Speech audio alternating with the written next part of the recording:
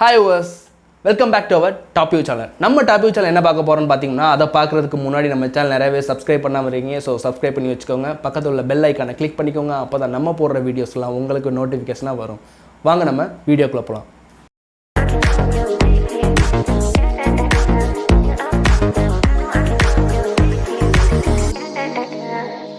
இன்னைக்கு நம்ம Top View channel என்ன பார்க்க போறோம்னு பாத்தீங்கன்னா திரு பிரேம் அவர்கள் இயக்கத்தில் வெளியான மெய்யழகன் அப்படிங்கிற திரைப்படத்தை பற்றி தான் பார்க்குறோம். ஸோ அந்த திரைப்படத்தை பார்க்குறதுக்கு முன்னாடி பிரேம் அவர்களை பற்றி பார்ப்போம். பிரேம் இதுக்கு முன்னாடி படமான 96 அப்படிங்கிற ஒரு லவ் ஜேர்னியை நமக்கு என்ன பண்ணியிருப்பார் அப்படின்னா கொடுத்துருப்பாரு. லவ் இருந்தால் எப்படி இருந்திருக்கும், அந்த லவ் கிடைக்கல அப்படின்னா எப்படி இருந்திருக்கும், அதை திரும்பி பார்க்கும்போது எப்படி இருக்கும் அப்படிங்கிற அந்த ஒரு அருமையான காட்சியை, அந்த காதல் கலந்த வாழ்க்கையை நமக்கு என்ன பண்ணியிருப்பார் அப்படின்னா காட்டியிருப்பார். அது ஆனால் இந்த படத்தை பார்த்தீங்க அப்படின்னா அதுக்கு ஒரு கான்ட்ராஸ்ட்டாக என்ன பண்ணிக்க அப்படின்னா ஒரு படத்தை இதுவும் என்ன பண்ணுது அப்படின்னா ஒரு மனிதனோட வாழ்க்கையில் எப்படியெல்லாம் ரிலேட் ஆக முடியுமோ அந்த அளவுக்கு என்ன பண்ணுது அப்படின்னா ரிலேட்டடாக இருக்குது. ஸோ இந்த மெய்யழகன் படத்தை பற்றி பார்த்தோம் அப்படின்னா ஃபர்ஸ்ட் இம்ப்ரெஷனே பெஸ்ட் இம்ப்ரெஷன் சொல்லுவாங்களே. ஸோ அது மாதிரி என்ன பண்ணிக்காங்க அப்படின்னா அந்த தஞ்சாவூரை ஒரு ஃபுல் வியூ என்ன பண்ணுறாங்க அப்படின்னா நமக்கு காட்டுறாங்க. தஞ்சாவூருடைய பொற்கோயிலாக இருந்தாலும் சரி, அதே மாதிரி அந்த பசுமை கலந்த காவியமாக இருந்தாலும் சரி, அந்த ரயில் ஓடுறது. ஸோ இதெல்லாம் என்ன பண்ணுவாங்க அப்படின்னா அந்த ஃபஸ்ட்டு ஷாட்லேயே என்ன பண்ணுவாங்க அப்படின்னா ஒரு பெஸ்ட் இம்ப்ரெஷன் நமக்கு என்ன பண்ணிடுவாங்க அப்படின்னா கொடுத்துருவாங்க. அதுலேயே நமக்கு தெரிஞ்சிடும், ஓகே நம்ம நல்ல ஒரு படத்துக்கு வந்திருக்கோண்டா அப்படின்ற ஒரு ஃபீல் நமக்கு என்ன பண்ணுது அப்படின்னா வந்துடுது. ஸோ கதையை பார்த்தீங்க அப்படின்னா ஒரு சொத்துக்காக சொந்த ஊரை விட்டு வெளியே போகிற ஒரு சுச்சுவேஷன் என்ன பண்ணால் அரவிந்த்சாமி குடும்பத்துக்கு வருது. 20 வருஷம் கழித்து தன் தங்கச்சி கல்யாணத்துக்காக கட்டாயமாக வரக்கூடிய சூழ்நிலை என்ன பண்ணுது அப்படின்னா சொந்த ஊருக்கு வரக்கூடிய சூழ்நிலை என்ன பண்ணுது அப்படின்னா வருது. ஸோ இவர் வரும்போது என்ன பண்ணால் இந்த கிராமத்தையும் சரி இந்த மக்களையும் சரி ரொம்ப ஹெசிடேட்டாக என்ன பண்ணுறாரு அப்படின்னா விலகி போகிறா, யாராக இருந்தாலும் பார்க்காம அப்படியே பேசாமல் அவருடைய என்ன அப்படின்னா கல்யாணத்துக்கு போகிறோம், அட்டன் பண்ணுறோம், அப்படியே கையோட கிளம்பி வரோம். ஸோ இதுதான் அவருடைய எண்ணம்.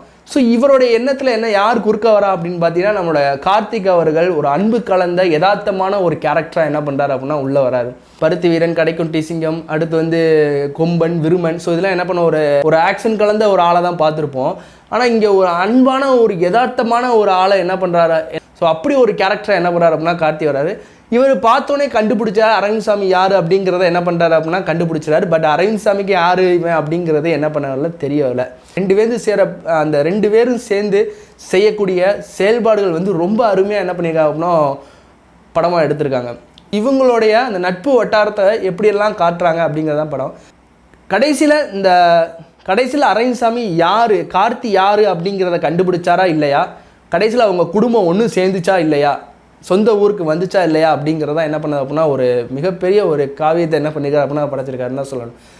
இந்த படத்துடைய ப்ளஸ் என்னன்னு பார்த்தீங்க அப்படின்னா அந்த கேரக்டர்ஸோட பெர்ஃபார்மன்ஸை சொல்லணும். ஸோ எல்லாருமே அவங்களுடைய நடிப்பை என்ன பண்ணியிருந்தார், ராஜகர்ணா இருக்கட்டும் சரி, கார்த்தி, அரவிந்த்சாமி, அப்புறம் தேவதர்ஷினி. ஸோ இவங்களுடைய நடிப்பு எல்லாமே என்ன பண்ணியிருந்தாங்கன்னா எக்ஸ்ட்ரானரியாக அவங்களோட பெர்ஃபார்மன்ஸை என்ன பண்ணியிருந்தார் அப்படின்னா கொடுத்துருந்தாங்கன்னு தான் சொல்லணும். அப்படி ஒரு பெர்ஃபார்மன்ஸை கொடுத்துருந்தாங்க.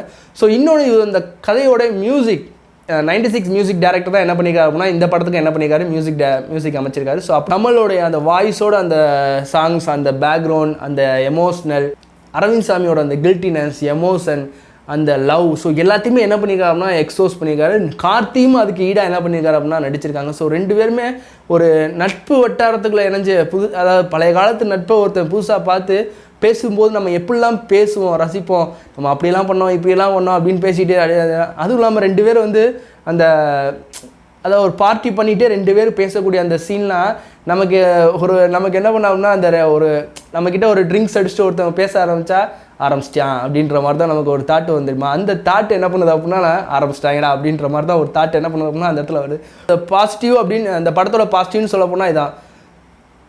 நெகட்டிவ் அப்படின்னு சொல்ல போனால் அப்படின்னா ஃபர்ஸ்ட் ஹாஃபை கம்பேர் பண்ணும்போது செகண்ட் ஹாஃபில் என்ன பண்ணுது அப்படின்னா கொஞ்சம் எமோஷ்னலாக ஃபோர்ஸ் பண்ணுற மாதிரி நமக்கு கொஞ்சம் ஃபீல் ஆகுது. இந்த இடத்துல உங்களுக்கு எமோஷ்னல் வரணும் அப்படின்ற மாதிரி கொஞ்சம் சீன்ஸ்லாம் என்ன பண்ணுது அப்படின்னா வச்சுருக்காங்க. ஆனால் அதை தவிர்த்து வேறு எதுவும் நமக்கு நெகட்டிவ் அப்படிங்கிறத சொல்ல முடியல. ஒரு காமெடி கலந்த அந்த ரசிக்கக்கூடிய ஒரு தன்மையாக என்ன பண்ணுறாங்க அப்படின்னா அந்த இதிலே கொடுக்குறாங்க. அந்த படத்தோட சில விஷயங்கள் ஒன்றி அமைஞ்சிடும். அதனால நமக்கு என்ன பண்ணலாம் அப்படின்னா அந்த லேக் நமக்கு என்ன பண்ணலாம் அப்படின்னா வரல. ஸோ ஓவரால் குடும்பத்தில் நடக்கக்கூடிய பிரச்சனை, அந்த பிரச்சனை எப்படி முடியுதா இல்லையா அப்படிங்கிறதான் என்ன பண்ணியிருக்காங்க ஓவரால் அந்த படமாக கொடுத்துருக்காங்க.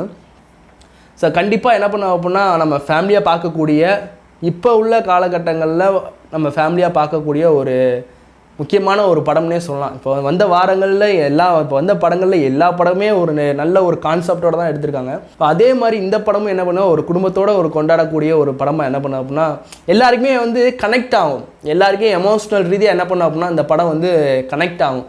ஸோ அதாவது அந்த கேரக்டர் வைஸாகவும் சரி, அது இவங்களுடைய அந்த பெர்ஃபார்மன்ஸை பார்க்கும்போது அன்பே சிவம் ஞாபகம் நமக்கு வருது, நல்லாவே தெரியுது அந்த மாதவன் கமலோடைய அந்த காம்பினேஷனில். ஸோ அதே மாதிரியான ஒரு காம்பினேஷன் என்ன பண்ணிக்காங்க, ஒரு கம்பேக் கொடுத்த மாதிரி நமக்கு என்ன பண்ண அன்பே சிவத்தோட ஒரு கம்பேக் கொடுத்த மாதிரி என்ன பண்ணுச்சு அப்படின்னா இந்த படம் அமைஞ்சிருக்குன்னு தான் சொல்லணும்.